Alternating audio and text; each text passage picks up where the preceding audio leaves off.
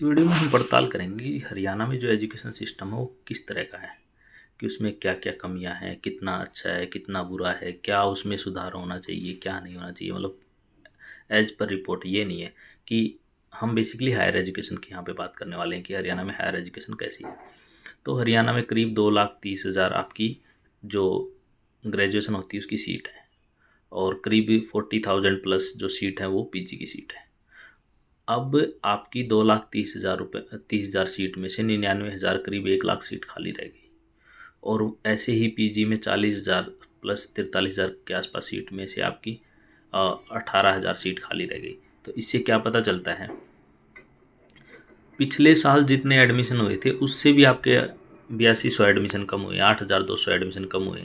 इसका मतलब ये हुआ कि जो हरियाणा के जो बच्चे हैं, जो यंग ब्लड है, उनमें हायर एजुकेशन को लेके इतना मतलब उत्साह नहीं है कि उसके कई कारण हो सकते हैं। कई बच्चों को ये लगता है कि भाई हमें जॉब नहीं मिलेगी, कई बच्चों को ये लगता है कि इसके अलावा कोई और काम धंधा कर लेते हैं, कुछ फ़ायदा ही नहीं हो रहा है, मेरे बड़े भाई ने कर लिया, मेरे बड़े बहन ने कर लिया, इधर इन्होंने मास्टर्स कर रखी, इन्होंने ये कर रखा है, इनको ही नहीं मिल रहा। तो कई कई अलग अलग रीज़न है। दूसरा, हरियाणा की गवर्नमेंट ने एक फ़ैसला लिया कि हरियाणा में जो एजुकेशन सिस्टम होगा वो वर्ल्ड क्लास लेवल का होगा। अभी पीछे हरियाणा के मंत्रिमंडल की बैठक हुई थी, उसमें असिस्टेंट प्रोफेसर की जो भर्ती थी उन पे हेल्ड लगा दिया, उन्हें रोक दिया। तो क्यों रोक दिया? कि उन्होंने बोला कि आप इस तरह का सिस्टम हम बनाएंगे जिसमें वर्ल्ड क्लास एजुकेशन हो हरियाणा में। लेकिन वर्ल्ड क्लास एजुकेशन की छोड़ो, इसमें हरियाणा की जो पहले एजुकेशन थी वैसे ही एजुकेशन नहीं है आज के दिन। बात करें तो ना तो टीचर हैं आपकी, मतलब 55% जो असिस्टेंट प्रोफेसर की सीट है वो खाली पड़ी है। और अगर आप रेगुलर टीचर की बात करें तो 33% के आसपास आपके पास रेगुलर स्टाफ है।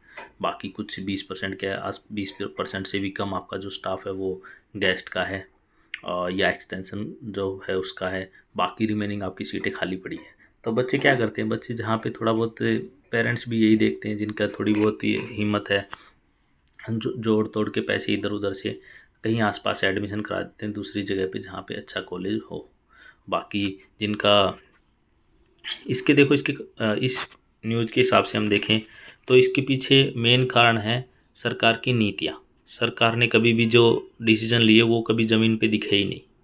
और इस 2,30,846 सीटें हैं, उनमें से 1,31,000 सीटें, 1,31,000 बच्चों को ही आप एडमिशन करा पाए। अब बताओ, क्या तो बच्चे बेचारे करें, क्या ना करें, क्या उनके पेरेंट्स करें, क्या उम्मीद करेंगे कि आने वाले टाइम में उनको जॉब मिल जाए। फिर यही कमोवेश सिचुएशन हर हर उसकी है, कोर्स की है। हर पीजी जो पोस्ट ग्रेजुएशन के स्टूडेंट हैं उनका भी यही हाल है। और ये नहीं है कि ये पिछले साल ये हुआ, पिछले 3 सालों से लगातार जो स्टूडेंट के एडमिशन का ग्राफ है वो गिरता जा रहा है। और ये कोई ऐसे नहीं कि प्राइवेट किसी ने ऐसे ही छाप दिया, ये डॉक्टर अमित जो राज उनके हैं, वो भी यही बात बता रहे हैं, टीचर एसोसिएशन के जो हेड हैं। और उसके बाद यहाँ पे बात चल रही कि स्टेट वाइज मतलब डिस्ट्रिक्ट वाइज इन्होंने बता रखी कि यहाँ यहाँ इतनी सीटें हैं। और इन्होंने ये नहीं बताया कि कितने बच्चों के एडमिशन हुए हैं। आपका इसके बारे में क्या सोचना है, आप मुझे कमेंट करके बता सकते हैं।